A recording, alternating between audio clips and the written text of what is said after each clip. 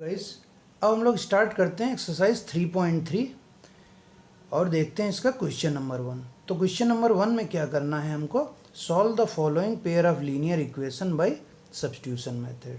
तो हमको pair of linear equations दी रहेंगी, उनको सब्स्टिट्यूशन मेथड से लगाना है। तो गाइस आप लोगों से रिक्वेस्ट है कि ये क्वेश्चन देखने से पहले मेरा एक्सरसाइज 3.3 का इंट्रोडक्शन वाला वीडियो ज़रूर देखें। उसमें मैंने सब्स्टिट्यूशन मेथड और एलिमिनेशन मेथड के बारे में समझाया है, ठीक है। तो इसको हम लोगों को सब्स्टिट्यूशन मेथड से सॉल्व करना है, ठीक। तो चलिए शुरू करते हैं क्वेश्चन नंबर 1 का फर्स्ट पार्ट। तो सॉल्यूशन,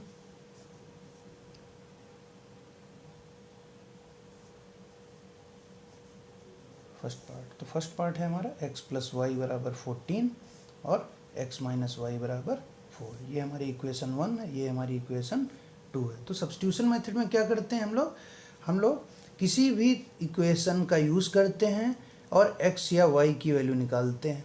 तो जो x की वैल्यू निकालते हैं हम लोग, वो y के टर्म्स में होती है। अगर y की निकालते हैं तो x के टर्म में होती है, ठीक। और जो वैल्यू निकलती है वो वैल्यू हम लोग किसी दूसरी इक्वेशन में रख देते हैं। जैसे इक्वेशन 2 से x की वैल्यू निकाली तो इक्वेशन 1 में रख देंगे, इक्वेशन 1 से x की वैल्यू निकाली तो इक्वेशन 2 में रख देंगे, ठीक है। तो चलिए इसको सॉल्व करते हैं। तो हम लोग इक्वेशन 2 का यूज़ करते हैं और x की वैल्यू निकाल लेते हैं। तो लिखेंगे यूजिंग इक्वेशन 2 का यूज़ करते हैं। तो क्या होगा, x की वैल्यू निकालते हैं तो x की वैल्यू क्या आएगी, y को इधर शिफ्ट किया तो 4 प्लस वाई, x की वैल्यू आ गई 4 प्लस वाई। इसको मान लेते हैं हम लोग इक्वेशन नंबर 3। तो इक्वेशन 3 में जो x की वैल्यू आई है, हम लोगों ने इक्वेशन 2 को यूज़ किया था x की वैल्यू निकालने के लिए। तो जब ये x की वैल्यू आई है उसको हम लोग इक्वेशन 1 में पुट कर देते हैं या सब्स्टिट्यूट कर देते हैं। तो put the value of x in equation 1। Equation number 1 में x की वैल्यू रख देते हैं या substitute the value of x in equation 1।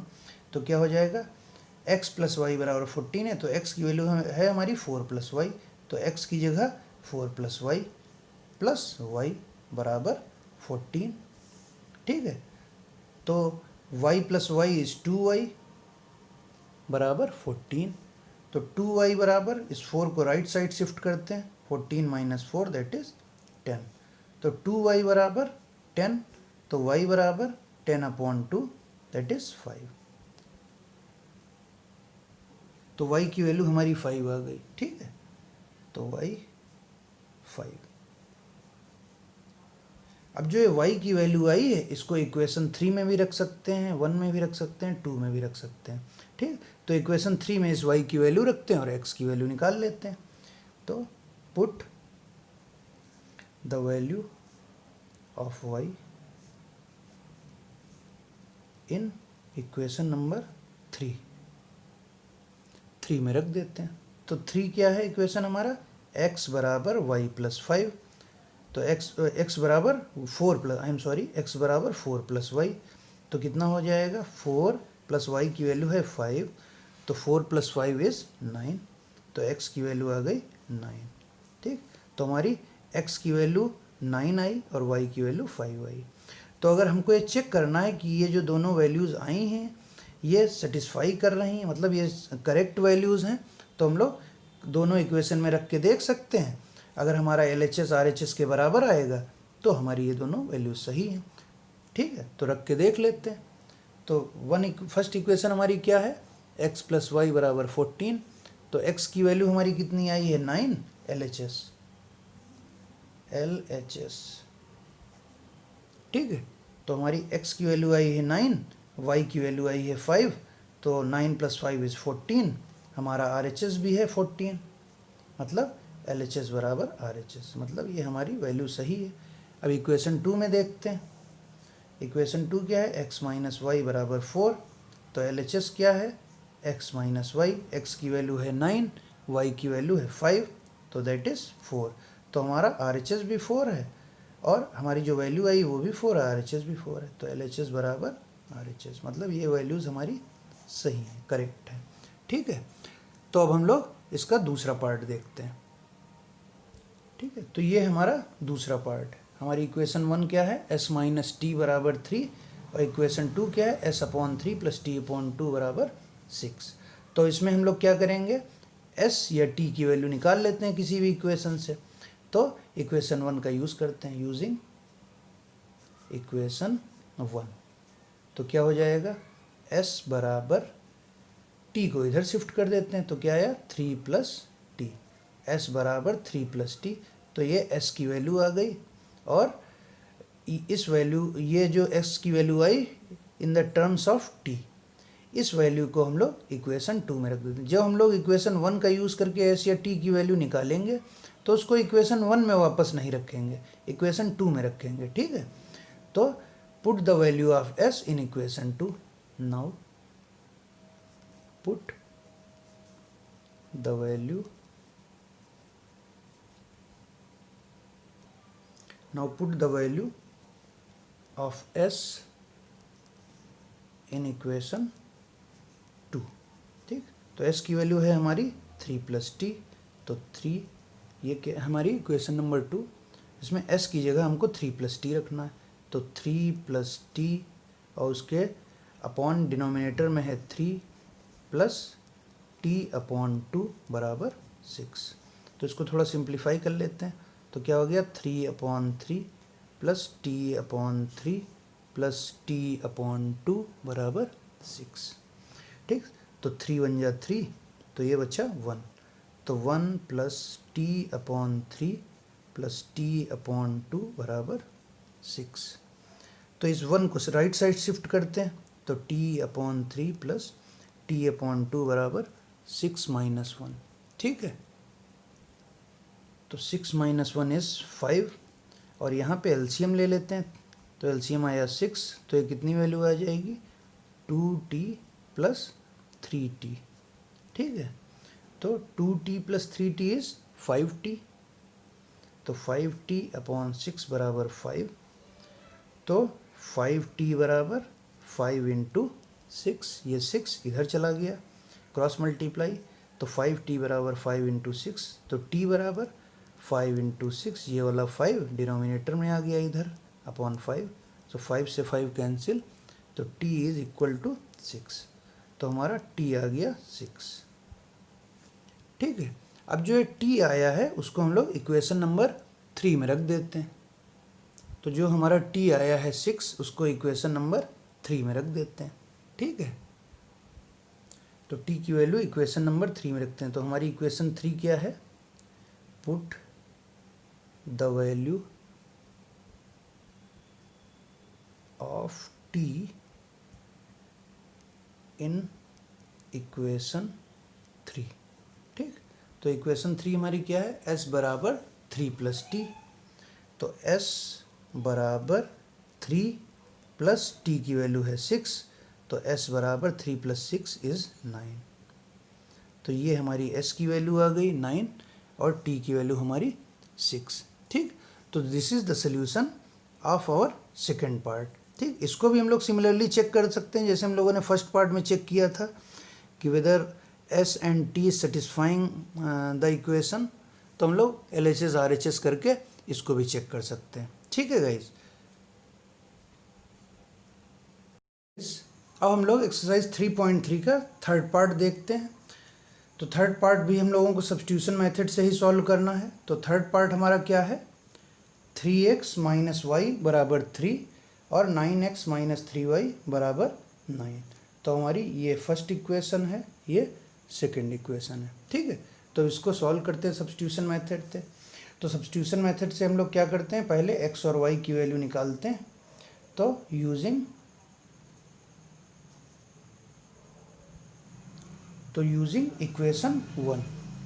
Equation 1 use करते हैं। तो x की वैल्यू निकाल लेते हैं, तो 3x बराबर 3 प्लस वाई। ठीक है, तो x की वैल्यू क्या आ जाएगी हमारी, 3 प्लस वाई अपॉन 3। ठीक है, तो ये हमारी x की वैल्यू आ गई इन टर्म्स ऑफ y। ठीक, अब इस, क्योंकि हमने इक्वेशन 1 यूज़ किया था, 1 का यूज़ करके x की वैल्यू निकाली, तब x की वैल्यू इक्वेशन 2 में रखेंगे। तो put the value of x in equation 2।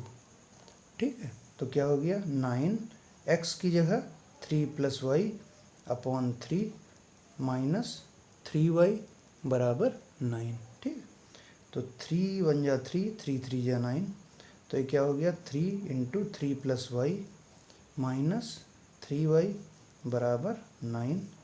तो मल्टीप्लाई कर देते हैं, तो 3 × 3 = 9 प्लस 3y माइनस 3y बराबर 9।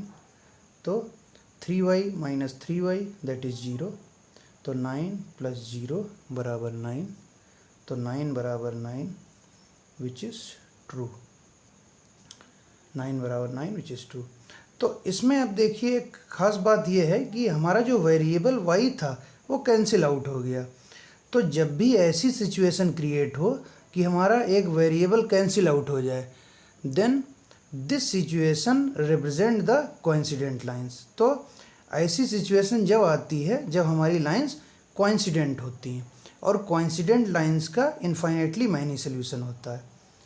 ठीक है, क्यों ऐसा हुआ? क्योंकि जो हमारा वेरिएबल y था यहाँ कैंसिल आउट हो गया, कैंसिल आउट हो गया तो y रहा ही नहीं यहाँ पे। तो 9 बराबर 9, 9 बराबर 9 विच is true. So this represent infinitely many solutions. तो इनफाइनाइटली मैनी सोल्यूशन हम लोगों ने पढ़ा है कोइंसिडेंट लाइंस की कंडीशन होती है। ठीक है, which is true, hence our equations represents coincident line. Coincident lines क्या होती? एक लाइन के ऊपर दूसरी line. Coincident lines which have infinitely many solutions।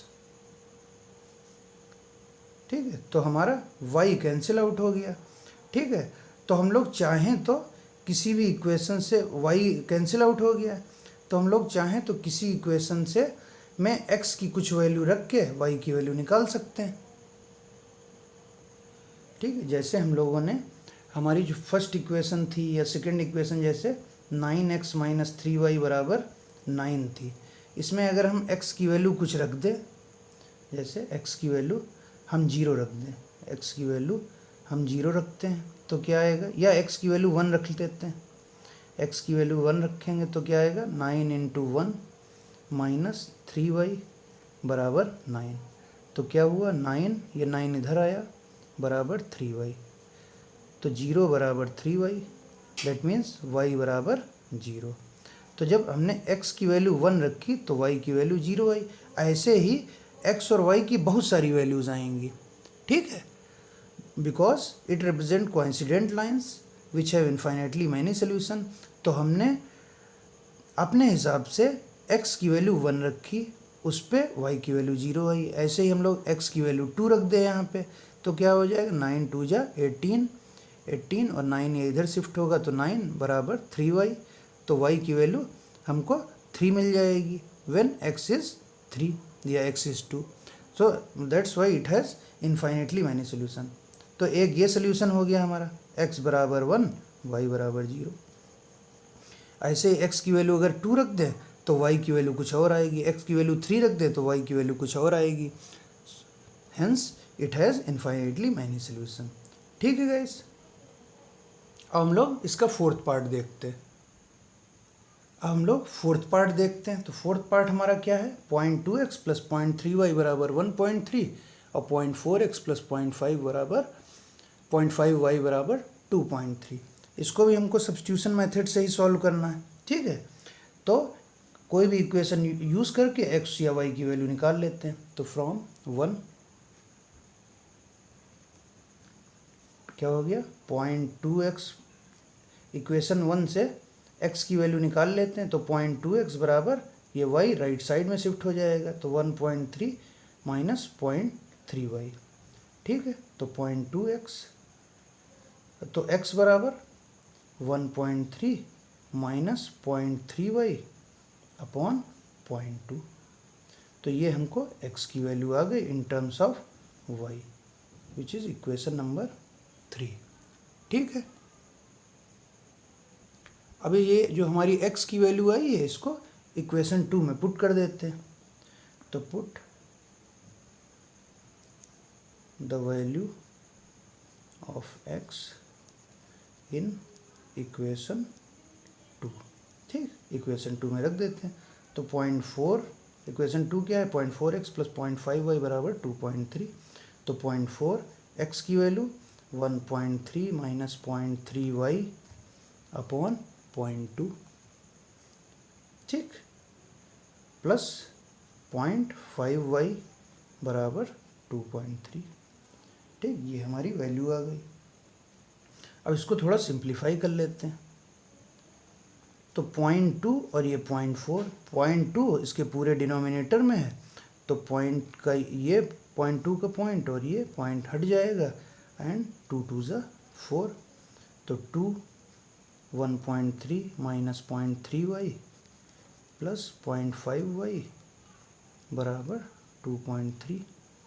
ठीक है, अब इसको 2 से मल्टीप्लाई कर लेते हैं। तो 2.6, 1.3 into 2 2.6 minus 0.6y plus 0.5y बराबर 2.3। ठीक है, तो 0.6 माइनस का 0.6y प्लस 0.5y ये सब्ट्रैक्ट होके कितना बचेगा, 0.1y, 0.1y बराबर 2.3। अब क्या करते हैं, 2.3 को,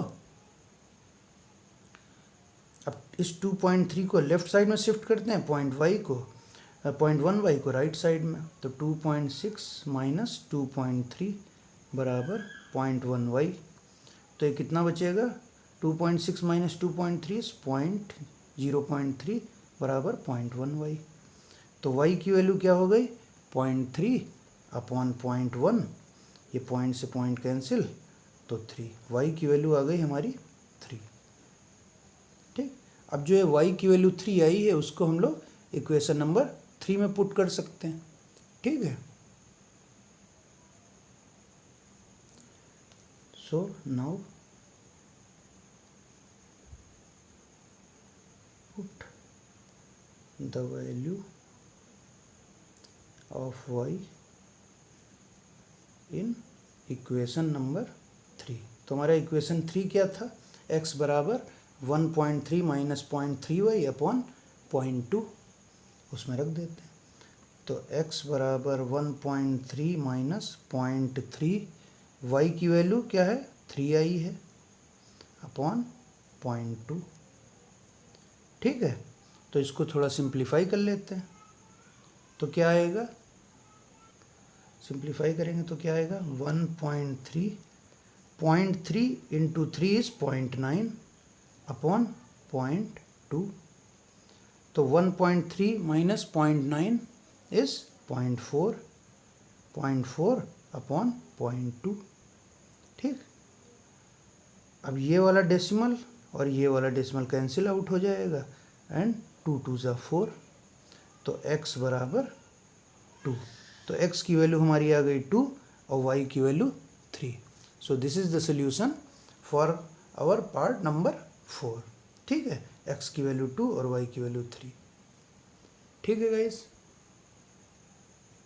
अब हम लोग क्वेश्चन नंबर 1 का 5th पार्ट देखते हैं। तो हमारा 5th पार्ट क्या है, √2x प्लस √3y बराबर 0 और √3x माइनस √8y बराबर 0। ठीक है, तो अब ये हमारी इक्वेशन 1 है और ये हमारी इक्वेशन नंबर 2।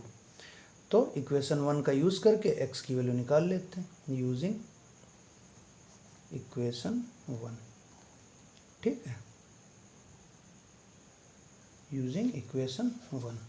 तो √2x बराबर माइनस का √3y, √3y को इधर शिफ्ट किया तो 0 माइनस √3y, तो माइनस √3y बचा।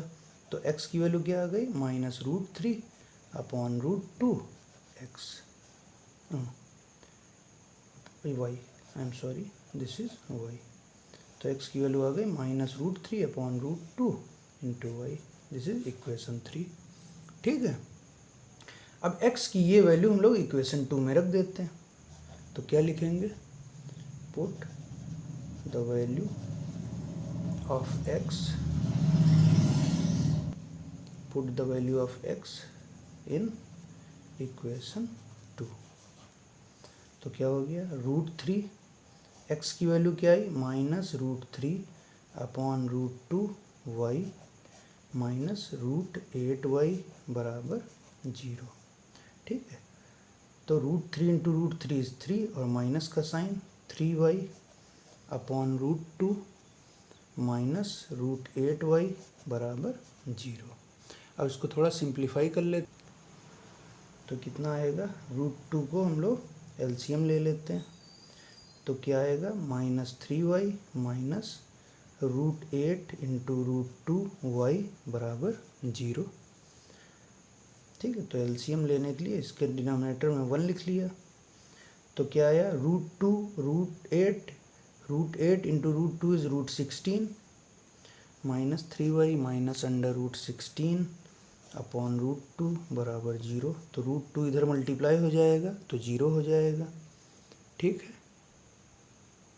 तो -3y, √16 की वैल्यू कितनी हो जाएगी, ये y है, √16 की वैल्यू 4y बराबर 0 इंटू √2, तो -3y minus 4y is -7y बराबर 0, तो y बराबर 0 अपॉन 7 दैट इज 0।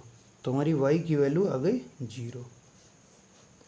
तो ये जो y की वैल्यू है हम अपने इक्वेशन नंबर 3 में रख देते हैं। ठीक है, तो यूजिंग या put the value of y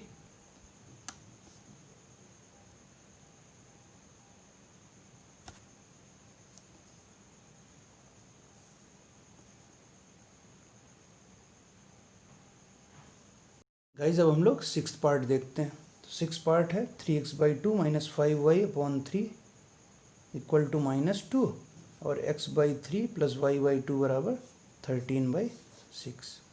तो ये हमारे दोनों इक्वेशंस हैं। तो क्या करते हैं हम लोग, किसी एक इक्वेशन का यूज़ करते हैं और x की वैल्यू निकाल लेते हैं। ठीक है, तो इक्वेशन 2 का यूज़ करते हैं, यूजिंग इक्वेशन 2। तो x की वैल्यू निकाल लेते हैं, तो क्या आएगी x की वैल्यू, x/3 बराबर y/2 को इधर शिफ्ट कर देते हैं, तो 13/6 माइनस y/2। तो ये कितना आएगा,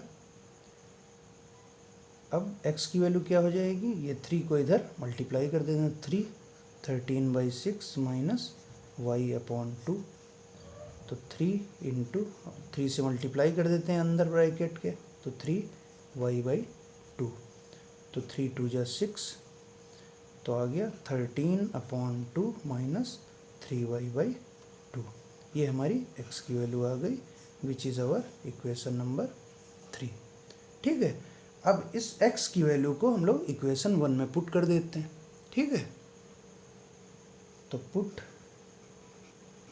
the value of x in equation 1।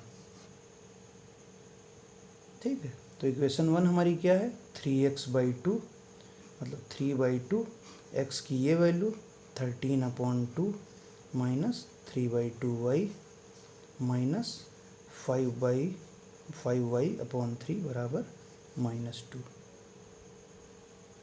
तो हमने क्या किया, x की वैल्यू इक्वेशन नंबर 1 में पुट करी।